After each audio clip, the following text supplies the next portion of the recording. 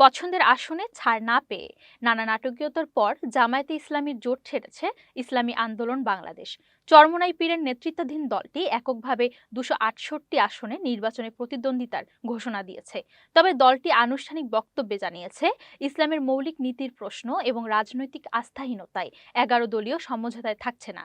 আসন সমঝোতা নিয়ে গত কয়েকদিনের টানাপোড়েনের পর শুক্রবার রাজধানীর পুরান পল্টনে দলীয় কার্যালয়ে সংবাদ সম্মেলনে এককভাবে নির্বাচনের ঘোষণা দেন ইসলামী আন্দোলনের মুখপাত্র ও জ্যেষ্ঠ যুগ্ম মহাসচিব গাজী আতাউর রহমান। সংখ্যানুপাতিক পদ্ধতিতে নির্বাচন, জুলাই সনদের পূর্ণাঙ্গ বাস্তবায়নে আগে গণভোট সহ 5 দফা দাবিতে একসঙ্গে এসেছিল জামায়াত, ইসলামী আন্দোলন সহ 8 দল।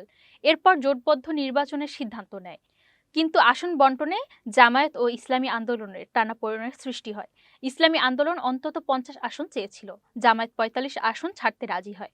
তবে পঞ্চগড় 2, রংপুর 1, 3 ও 6, কুড়িগ্রাম 3, গাইবান্ধা 2, রাজশাহী 2, খুলনা 3, বরিশাল 4, ময়মনসিংহ 10, ঢাকা 5, ঢাকা 11 সহ যেসব আসন চরমোনাই পীরের দলের অগ্রাধিকার তালিকায় ছিল, সেগুলো জামায়াত না ছাড়ায় তারা জোট ছাড়ল।